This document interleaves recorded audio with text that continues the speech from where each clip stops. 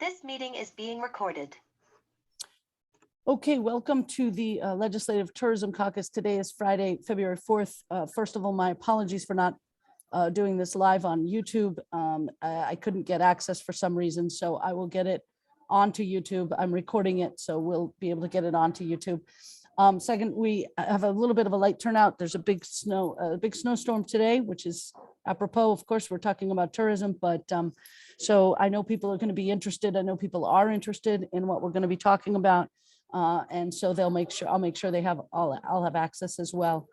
So I'm just going to open it up right now to our guest, who is Heather Pelham. She is the Commissioner of the Vermont Department of Tourism and Marketing, and she's here to help us understand the governor's budget request with regard to tourism and marketing and some of the regional marketing efforts and funding behind those, and some other items of importance to all of us. So Commissioner Pelham,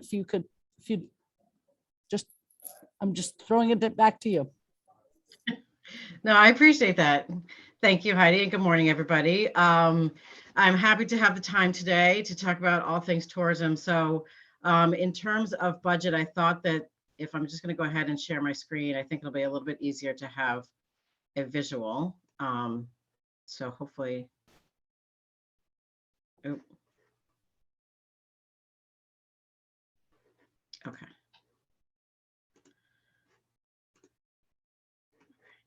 Can everybody see that? It's got a chart, table with a pie chart. And everybody, if you have a question, I may not see you because of this screen, so just jump in if you have a question. We have few enough people on here. Just jump in if you have a question for Heather. Sorry, Heather, go ahead. No, agreed. And when I can't see everyone's hands either when I have the share screen going. So, so just to orient folks, this is a lot of information here, but I'll walk everyone through what our budget looks like. So the first thing I just want to point out is the large pie chart is the general fund budget portion only, and that is about $3.5 million. And that's really historically where our budget has been over the years. It's been right around that $3.5 million mark for, like I said, for quite a long time. As this caucus is well aware, the last couple of years have been anything but normal, and we have received a couple of large chunks of either CRF funding, or we received an additional appropriation that was general fund last year for the department. And that is the same case again this year. And that's what I thought would be helpful to kind of talk through, because there's not a specific ask for tourism funding in this year's budget. But as you can see, that is because, and I know I mentioned this briefly, and I'm happy to go into more detail now, the state of Vermont is slated to receive a $10.4 million state tourism grant from the Economic Development Administration. So you can see how with the 3.5 that we usually have in our general fund budget, adding that 10.4, that brings us up to when we will be testifying in front of the appropriations committees this session, governor's budget request for the Department of Tourism at $14 million. I will say, and again, happy to take questions. I'll talk a little more about it first. Actually, I have a question right now. I'm sorry, Heather, sure. I'm sorry to jump. The federal EDA grant, is that specific? The governor's proposing that for 10 point. Is that 10.4 specific to tourism and marketing, or can be used on anything, and the governor is proposing that we use it here? No, it's very specific to travel, tourism, and outdoor recreation. It comes directly from the EDA, and the amount was, all the states are receiving a state tourism grant. The amount is proportional to the amount of losses experienced by each state due to the pandemic in the travel, tourism, outdoor recreation space. Okay. So that's how the 10.4 million, I believe it was 350 million that they had to split up between all the states. Our share is 10.4. So within that, the EDA does have very specific guidelines of how that can be used. We still are in the process of figuring out exactly what our scope of work would be. And I have another slide on that I can show you in just a second. But I will say that it cannot be used for relocation efforts, and it cannot be used for private businesses. So in terms of where this fits in with, the governor's priorities, it is actually quite limited to specifically this sector. But there's a huge amount of potential for us in terms of what we can do with that.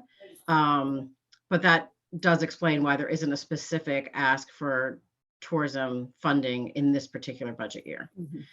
And then just to get a better picture of the whole of, what the department may be working with in terms of resources, the relocation proposal that is part of the governor's budget that would be a one-time general fund request that totals $8.46 million, that would bring the total funding to the department, and with the huge caveat that this will be implemented over several years, to 22.5. So the EDA grant has a implementation timeline of 2 years.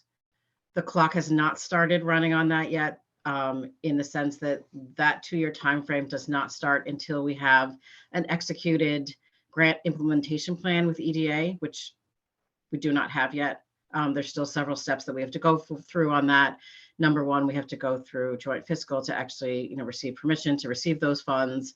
And then we do have to, like I said, go through this process with the EDA to actually formalize the grant agreement. But once we get it, next couple months is a rough estimate. Then we'll have 2 years to spend that down.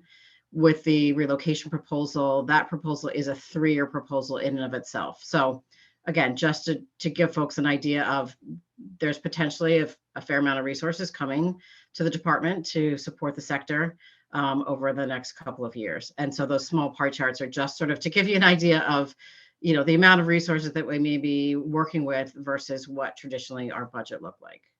And then I can talk about each of those separately, but that's the overview. Yeah, just a quick question on that, on the Yeah. EDA grant, and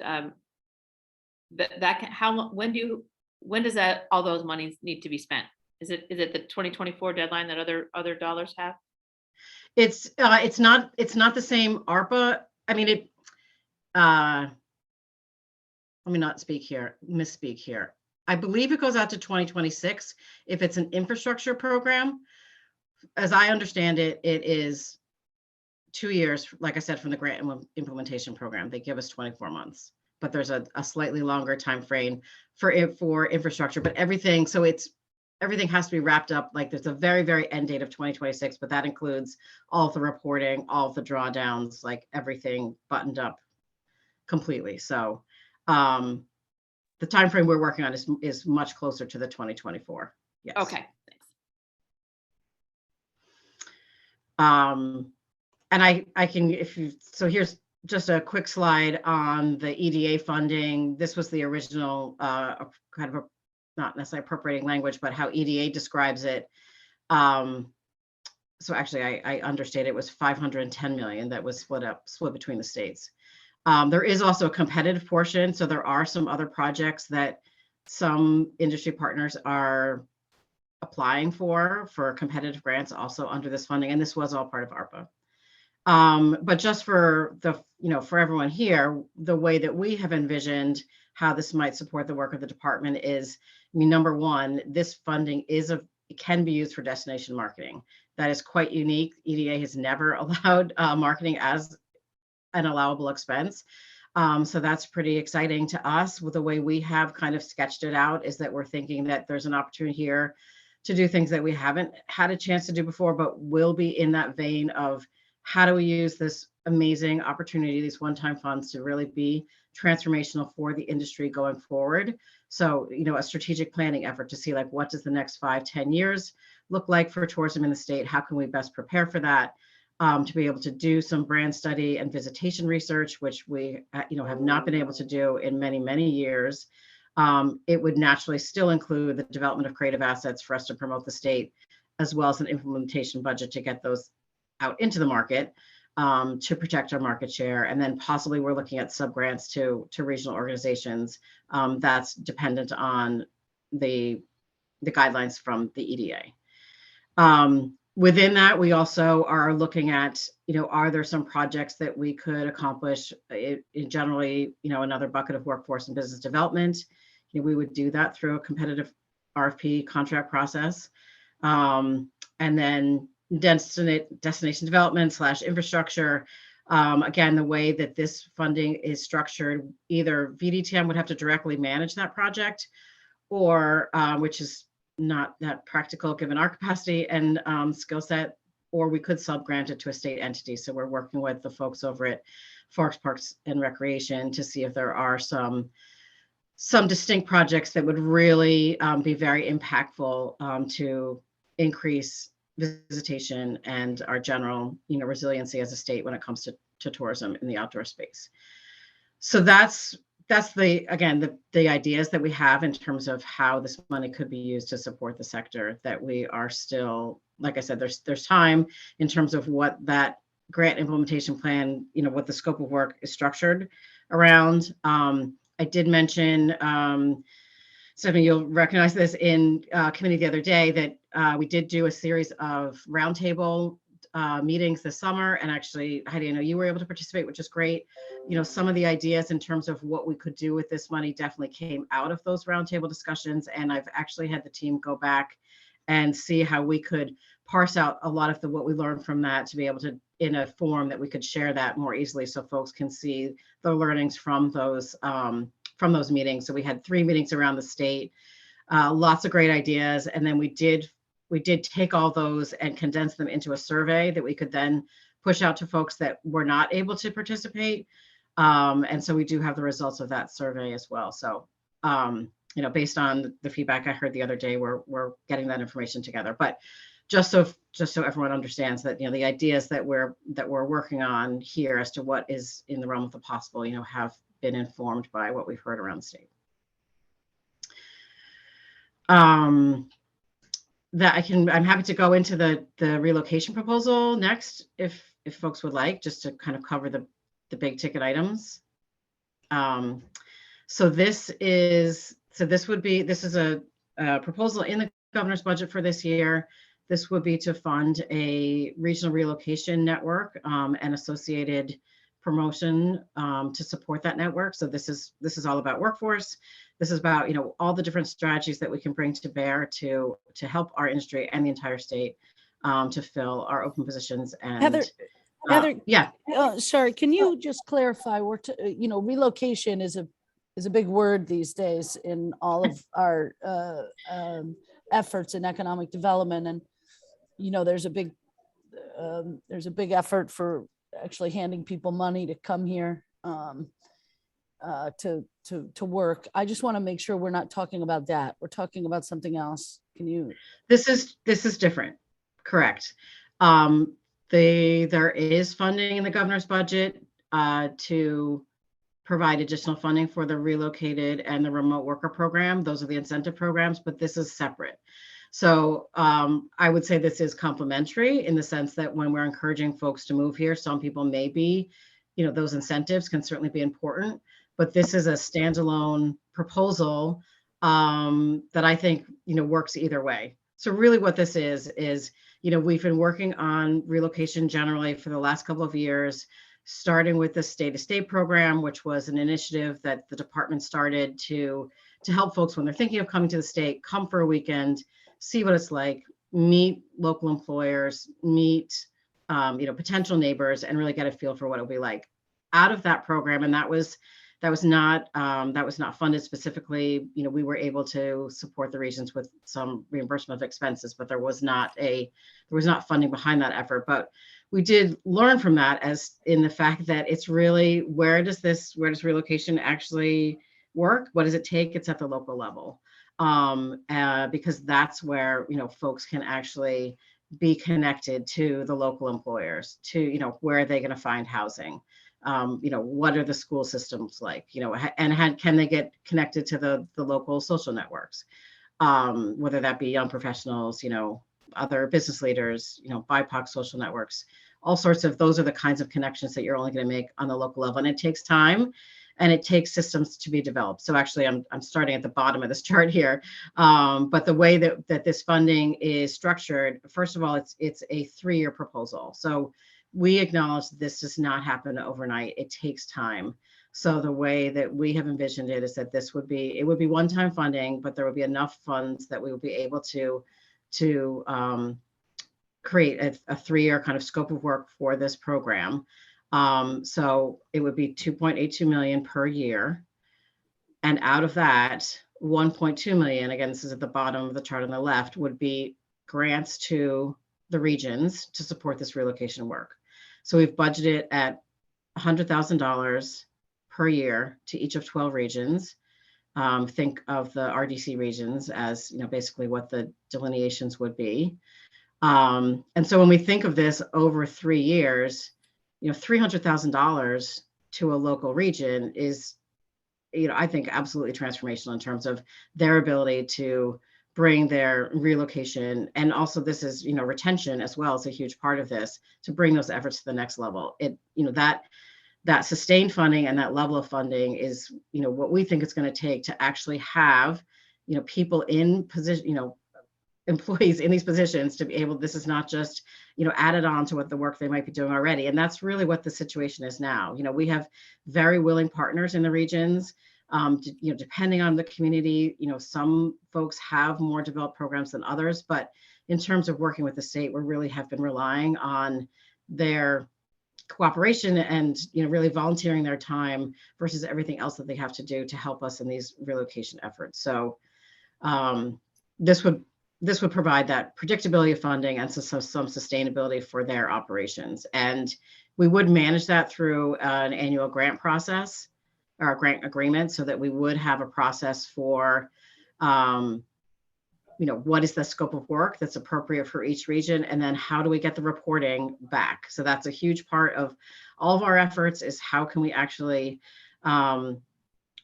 document exactly, what do we see at the end of these investments? So a grant agreement, as well as, you can see there's another piece of the proposal, which would be to fund a staff position in the department to manage this program that would actually help with that reporting, that we can bring back to you folks, and to informative just to our efforts as well, to see how we are, how successful we're being.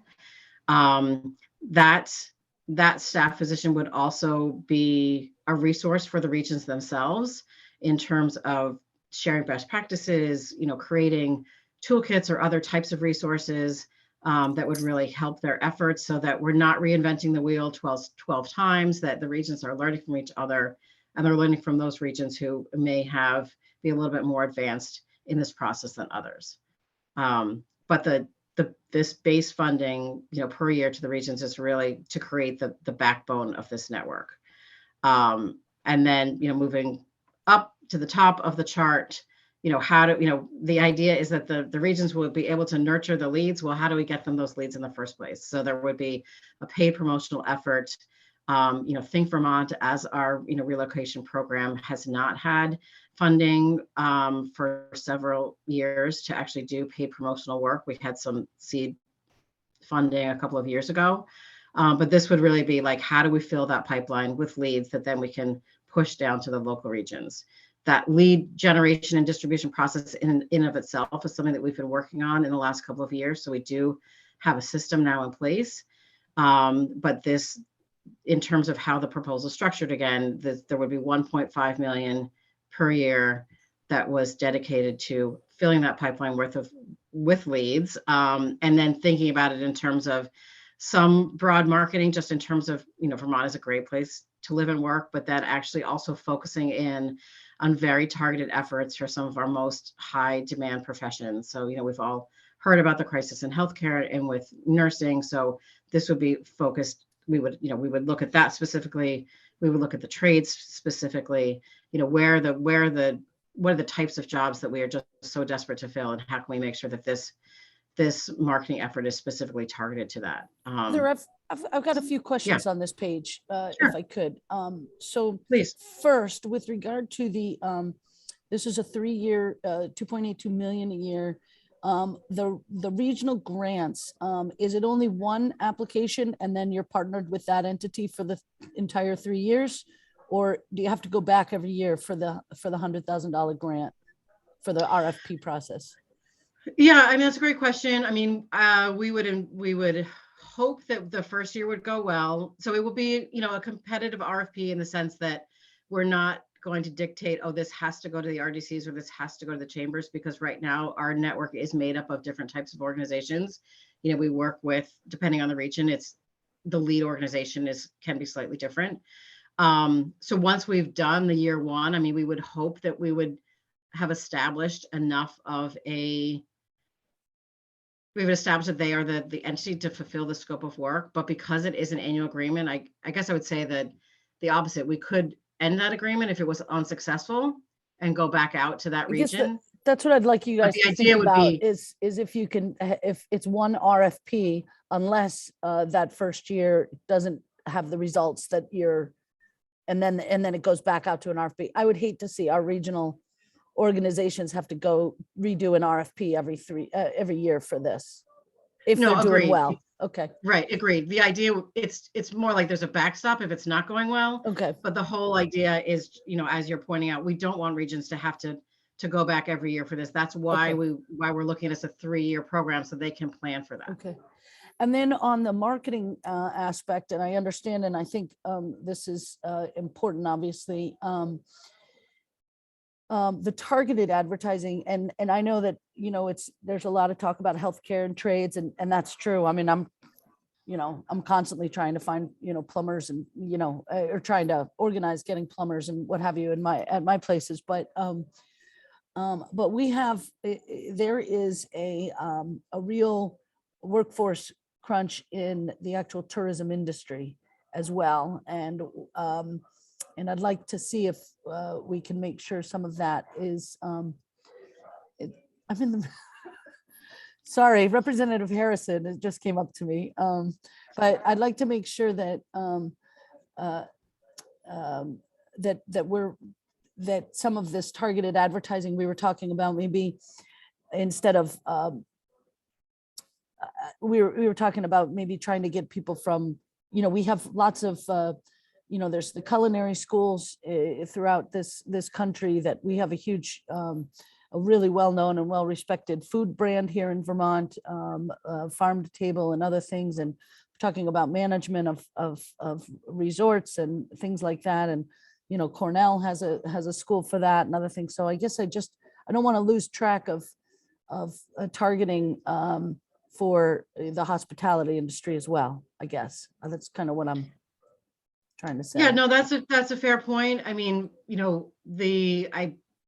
I mentioned nursing and trades as examples, but we have seen employment in the hospitality sector, food and accommodations, take a huge hit through the pandemic. So I couldn't agree more. It's absolutely, appropriate to focus on that sector as well. Mhm. And that's why we're looking at this as a mix of, we might have a targeted program for something very specific, but it's really about bringing folks to the state in general. And, they're coming, with partners, and they're coming with their families. And so it's not like it doesn't have to be just about, that one job. It's really overall, how do we make sure that folks understand that, they have career opportunities here? Yeah, okay. Oh, Representative Dolan, go ahead. Sorry, I can't see hands, so just jump in. Oh, thank you. And good morning. Hi, Heather, it's great to see you. Quick question for you, and I apologize for the elementary nature of this question, but can you describe what you mean by regional? I do appreciate your comment about not all our regions are probably reflect their own local culture and uniqueness, perhaps. And so your flexibility there, I think, is appreciated. But if you can help me understand a little bit more about what your regional network looks like. I know sometimes in my district we're nested, where we have we have a very active chamber nested in a larger region. So appreciate your What's that? What time did we start? 9:30. Your assistance. Yeah. No, it's a great question. So, we're looking at, we always have to pick boundaries somewhere, right? So in terms of how we're going to delineate this money. So we're looking at the 12 RDC regions as like in general, how we split up the state. But as I mentioned, in terms of the fact of what is the lead agency or the lead organization that might apply for this funding, we absolutely expect that they will be building a coalition of all the different, players, so to speak, in a region. So if I think about, you know, the Mad River Valley and Central Vermont, you know, I would think about it in terms of, yes, it's, you know, maybe the chamber from the Mad River, but you're also working with, they'd say, the downtown organization in Montpelier, or, you know, the Central Vermont RDC, because what, if you think of it in the sense of like, if I'm coming to move to the state from X number of miles away, you know, the some of the hyper local stuff is not going to be as critical until I get to the very, very end of that decision-making process. So we just want to make sure that when folks are, you know, if I think about this, like, you know, coming down the funnel and they are interested in coming to the state, you know, first we just have someone that they can speak to. And so whether they're speaking to somebody from, you know, Montpelier or from Waitsfield or, you know, anywhere in the state with that first phone call, then they're going to understand like, oh, you know what, you know, you might be more interested in moving to Rutland or to Burlington. And I think that we definitely see this as a collaborative network. We're not really, you know, competing necessarily. It's just about like, how do we make sure that there's enough capacity distributed across the state so that no one community or region is at a disadvantage, but they're able to learn from each other. And so then in terms of how that actually works at the regional level, I think is going to depend on the partners in that region, how they work together. And we have some great examples, both in Brattleboro and in Rutland and in Bennington, of what they've been doing already. And I hope that we'll be able to have the time to bring some of those regional representatives. Stephanie, I'm hoping to you know, we can come into House Commerce, if not elsewhere, so that you can hear like what this would actually mean on the local level. And I think that would be very informative. But it's really about, you know, bringing everyone together in that region so that it's, you know, how are we interfacing with the local employers and understanding what they need, because maybe a lead comes in that way, or, you know, how are we working with the local realtors, or how are we working with the, you know, new teachers coming into the school, and is there a welcome wagon, you know, all these different pieces of what it takes when someone's making that very, very important decision of where they're going to live. And then even the continuum of like, once they're here, this retention piece is something that, you know, we're learning more and more about as well. That, you know, all of these efforts to bring folks to Vermont, if they don't feel like they belong and are accepted by the community, you know, are going to be for naught. And that's the last thing that we want. So I don't know if that answers your question, but that's kind of how we envision it. Thank you.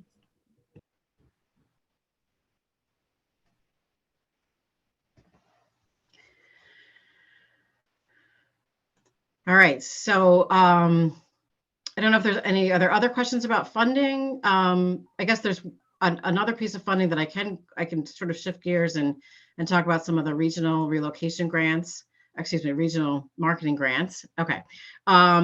This is one that I know I'm like at the tip of my tongue. I want to be able to give you folks more information about these regional grants. We're hoping that we will be able to get a press release out in the next couple of days about this. But this was just for folks' reference, there was $600,000 that was appropriated last session for this program.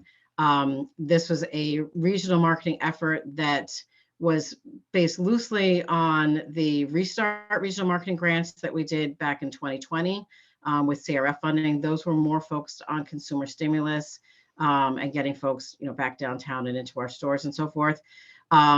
You know, we did see how successful that was to give regions flexibility in terms of what really makes sense for them. So with this latest round, structured similarly, but we increased the maximum grant amount to $30,000. And with this, we're really looking for, you know, yes, we want to increase consumer spending, but, you know, not just from around the state and other regions, but also focusing on increasing visitation as well. So we Heather, received, yeah. Sorry, no, keep going, please. Just, you know, we were oversubscribed in sort of the funding request that we received, but we were able to fund 22 projects. And that's where I would love to come back and give you, you know, all the details on those 22 projects. But, you know, just so in terms of what we were looking for was, you know, potential for transformational impact, campaigns that reached, you know, new and underrepresented audiences, and those that would create assets that will live beyond the length of the grant term. So, you know, one of the nice things about this project and the what the assets that are going to come out of it is it's actually going to help the Department of Tourism do our job as well, because, you know, if folks are developing videos or itineraries, or, you know, this is a way to take one of their festivals to the next level, that investment on the local level is then also going to help us on the state level promote the state as a whole, and the whole package of what we have to offer our visitors. It looks like Representative Harrison has joined us and has a question. Yeah, thank you, Heidi. And I apologize for missing the first part of the presentation. Heather, when you get a chance, if you could either forward me the slides or put it in English, what is built into this year's budget. Tourism's not my area, but I would love to pay attention to it as we add and subtract going through this process. So I apologize again for skipping out on the beginning of the meeting. There was a little snow on my car this morning, and it took me a little longer than I expected to shovel out. Thank you. Sorry. No, not at all. Thanks, Jim. She actually, the first slide on this has an outline, a broad outline, but I'm sure Heather would love to talk to you in more detail as the member of the Appropriations Committee. So, yeah, hey, happy to follow up on that. Absolutely. Hey, Heather, on these grants, can you just, I know that you want time to talk about all of them, but can you just give us an example of a couple of examples of where these grants went? I'd be interested in that. Yeah, well, I mean, if you look at the types of projects, that's Yeah. like a good place to start in terms of, so, you know, we're going to be able to fund some new festivals, you know, some festivals that exist, but we can are able to expand. So I will say, so one of them is, I think is really exciting, is a new fly fishing festival down in Arlington that is like a joint promotion between it's going to lean on the fly fishing expertise at Orvis, and there's an arts component with the Southern Vermont Arts Center. It's also a film festival. It's a way to bring folks to the state in the spring, you know, time when folks otherwise wouldn't already be here. So, you know, it's like, I think that's just like a really fun one of like bringing lots of different partners together to create something that didn't exist before in a specific area of the state that really leans on their strengths and is a reason to come to that region of the state at a specific time. You know, there's also some funding to help with the, Garlic Fest, which is another, and that area of the state, you know, there's other festivals. There's, I don't want to pick and choose because there's so many great ones, but there's a winter festival that's proposed for the South Burlington area. There's like creative assets and just promotional campaigns. We have some folks who are doing itineraries and then translating them into other languages so that they're more accessible to other populations. We have folks who are doing campaigns that are organized around different areas of the month. Different months of the year that focus on specific target markets. And there's just so much. I'm not doing as good a job as I can do if I can like just show you the whole chart and all the different things. We've got folks that are going to be doing videos about accessing water sports, paddling, all of our river and No, that's water okay. assets, and doing videos in English and Spanish to make sure that folks, understand some of the experiences available there. So there's just like a whole range of different things. And this was money that is still the federal money that had come in. That's correct, right? Actually, it was general fund money. So it was part of Act 74, but Okay. it was general fund money. Okay. So again, I would love to follow up, and we will have a full report available. It will be sometime next week that we'll have all of those programs listed. Great. So that's that program. I realize we are running a bit out of time, but the rest of what I can show you, and I'm happy to share this deck, but I just wanted to then touch on, what we were able to do with the rest of the money that was given to us last session as part of our regular promotional program. So there's some creative examples here of, what we coined our Beyond Four Walls campaign, which is the campaign that we ran this summer. And again, I'll let you folks take a look at this deck when you have a little bit more time. But within this, I'll just highlight there were some, larger projects that we were able to implement through the funding that we received. One of them was this really powerful video project that we were able to create with Keena Pickett and his family as they travel across the country. It's a very powerful video. It's about 5 minutes long. Otherwise, I would show it to you now. But it's the kind of, we do these brand partnerships. We're able to reach so many more people than we would reach just on our own. And we're able to tell a longer story about, what it is that makes Vermont so special. So that video project was one of them. We did another video project with Vice Media Group, which is a 24, as you can see, 48 hours in Vermont. The first video was focused on North Central Vermont, where they traveled to Waterbury and Morrisville. This was with a local guide, mountain biking, and they also stopped to get a bite to eat and so forth. The second one was around Lake Champlain. They went paddleboarding, went to Intervale. And it's another sort of long form, tell the story, talk to Vermonters, what it's like to live and what it's like to be here that is actually great for visitors and for residents. And so I'm just going to kind of blow through these a little bit, but we were able to do an out of home placement in the New York City metro area. There was 550 boards throughout that whole commuter line network for July and August this year. Which was, amazingly impactful in terms of the reach that we were able to achieve in that very important market area for us. We also were able to use the assets that we created with the CRF money last year to be able to then have those play on, streaming channels, outside TV, Hulu, YouTube, et cetera. You can see here the Discovery networks. So we're able to kind of again make the most of the funding that we had to spend in such a short amount of time, but we were then able to create assets that now we continue to utilize. We also have been able to do a couple of sponsored content projects. This is a way where we work with a content platform to create editorial, and it's a way for us to then when we were thinking about being more intentional about who we're speaking to and what's the story we're telling. For instance, we worked with Edge Media Network, which has an LGBTQ audience, and was able to create 4 different articles with them about coming to the state. We worked with Travel Noir, which is a content platform, for Black travelers and voices, created a couple different pieces with them, as well as we worked with an influencer who came here to go hiking. She did a piece on building a more inclusive culture. We did another piece with Pure Wow, trying to do whatever we could to help the wedding and events industry that we know was so impacted. They're more of a lifestyle platform, and this kind of shows like the variety of ways that we're trying to tell the broader story of Vermont and why you should come here, whether it be sustainability ethos is part of why that works and why we're able to protect those assets and still bring visitors here, as well as culinary experiences, different kinds of lodging experiences. And these are all live links in this presentation that you folks can take a look at.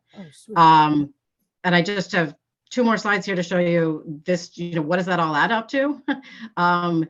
We've, as you can see here, 115 million impressions. We know it's not just about impressions, but this also kind of shows you the range of tactics that we use in any given season to be able to get our message out in visitation and affect that. And so beyond just the impressions, and I will say, when we think about back to the original sort of part of the conversation and, thinking about tourism funding going forward, for so long, we've talked about like, what would happen if we had the level of tourism funding that we all would like to see? I would say this is what can happen when we are funded at a more robust level, is that in 2019, for the entire year, we calculated we had 64 million impressions. This is just from the summer campaign, and we're at 115 million. Wow. I mean, it makes a difference when you have, I've said this before, but more money means you can buy more ads and more people will see them. So I see this as a longer term conversation in terms of can we have that proof of concept of like, this is what we can do when we have more tourism funding. We have the ability now with federal funding to prove that out. But I do hope that in a couple of years from now, we can come back to the conversation of like, this shows why this should be a general fund priority. And then, Sorry, can you repeat the impressions you said? I'm sorry to, I know we have one more slide, but the impressions, all of 2019, you had how many? 64 million? 64 and, well, 63.9. And in, like I said, from the summer campaign, we were 115. I'm going to try to get us a better year-to-year comparison. So we have all of 2021. So I want to make sure that we're doing apples to apples on that. Okay. But then in terms of, so, what happens with those impressions, all of our advertising, the call to action is to come to Vermont Vacation, the website. So we can see here what we're, again, another effect of that increase of resources. So we're actually seeing a 40% increase in web traffic from 2019 to 2021. We know there's more than one factor at play here. We know that folks are coming to Vermont Vacation just to learn what the travel restrictions are. And so we've seen that bump from 2019 to 2020 was also, 25% of that was people looking for travel information. But even with that, even taking that into account, we're still seeing a 15% increase year over year. So people are coming to the site, they're learning more about Vermont. Even if they come looking for travel information, that doesn't discount the fact that they're getting all sorts of other information as well. So, and I'm not saying that traffic is not important. And we're also seeing it in our goal conversions that, we have, positive increases in email signups, in social media followers. Those are the ways that we continue the conversation with folks. So if we do, paid promotion with another brand, that we're able to reach their followers, then then they become our social media followers, or they are receiving our information, then we can keep that conversation going. Wow. So again, there's a lot of information there, and that doesn't even touch everything that we've done this year. I would say in our budget book, I don't know that you guys have the chance to read the budget books for every agency, but I can say that when the budget book is available, that in the Department of Tourism write-up, there's about 15 pages worth of detail of what the department has undertaken in the past year. Okay, this was great, Heather. This was just great information for us to digest as we continue the next couple of months here in the legislature. So does anybody have any questions? Looks like Representative Dolan does. Not so much of a question, but a comment. Spectacular, Heather. I'm just so impressed with that dedication, the doggedness, the targeting, the accountability of those dollars, and the results we're seeing. And I think a lot has to do with your leadership, and I appreciate that. Let us know how and what we can do to continue to support your work. Well, thank you. I really appreciate that. We've been working very hard. I will not say otherwise. But our team is as passionate about this as you folks are, and we just want to do anything and everything we can. So, and I really do hope that we can sort of change the narrative about what tourism means to the state and what it means to properly fund those efforts and how widespread the impact is. So, I appreciate your support, and vice versa. Let me know, what else I can do as well. Stephanie. Just a quick comment. The $8.4 million for the relocation marketing is I'm just thinking about understanding of what the marketing tourism marketing does, and that using that name relocation, I think is a bit confusing with the relocated worker program and I kind of wish you had a different name for it, because I think it really is important, but I think first glance it kind of looks like, oh, that's all that money going to the relocated worker, and it is somewhat controversial in the House, and So, I want my so money. I don't know how else you would phrase it, because it is so, I love the idea that we're marketing for people to come and move to work here, and in all facets of our economy that we desperately need people. I was talking about nursing yesterday. We're in a dire situation, and so that's really important. But it's just like a little comment. That darn word. I don't want you to get. I don't want the department to be this budget line looked on differently than what it actually really is. And I don't have any suggestions for you. I just want to throw that comment out. No, I appreciate that. If anyone does have suggestions, I'm open, absolutely. And point taken, we need better branding for it so that we don't get lumped in with something that's as you said, controversial. To me, I think this is a very robust alternative proposal to incentives. I maintain that they can work together, but this is a way that is another strategy, to affect our workforce issue, which really is about, I guess in the simplest terms, it's like filling the pipeline and then making sure that those leads, can be nurtured on the local level. And that's, what we've learned it really takes. So. I'll echo, first of all, I'll echo Carrie Dolan's comments, because I do, I've been here a long time, and just what we're seeing recently is, in the last number of years, has just been really impressive. And I think a lot of that has to do with your leadership as well, and commitment to it. So I appreciate that. I'll also echo Stephanie's as one who really, I think I told you yesterday, I assumed it was the relocation program when you talked about doing it. And as somebody who's really not a big fan of that program, I understand other people are, but as somebody who has concerns about that program, I would love for a different name for this, but I don't know one either. Maybe our Tourism Caucus can come up with something together for you. But I think it's a great program. I just the regional grant, I know my area and Representative Dolan's area came together on a regional program together. And I just think that's great, because we know our needs, we know our businesses, and just having that partnership with the state to do that is really important, I think. So I'm looking forward to that as well. So.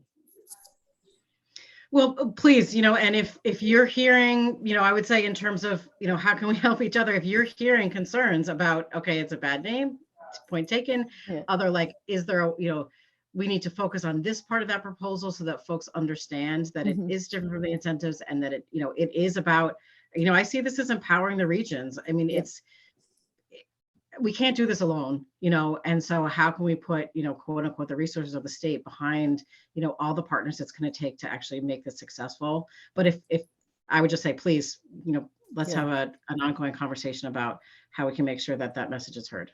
Yeah, absolutely. And I don't mean to, you keep moving forward on all this, and, plug away with Jim's committee and everybody else to make sure we get this. But in the meantime, maybe we can see what we can do to make sure it doesn't get confused with the other program. So, all right, Heather, this was awesome. Will you send that presentation? And I'll make sure that Tourism Caucus gets it. And like I said, my apologies again for not being live on YouTube. I'll figure out how to get the recording on though. So. Okay. All right. And I would encourage folks to click through those links if you can, and take a look at some of that great creative. I'm looking forward to seeing those videos. Yeah, me too. Thanks again, all. Thanks. Thank you, Heather. Thank you, Heather. See you soon. Thanks.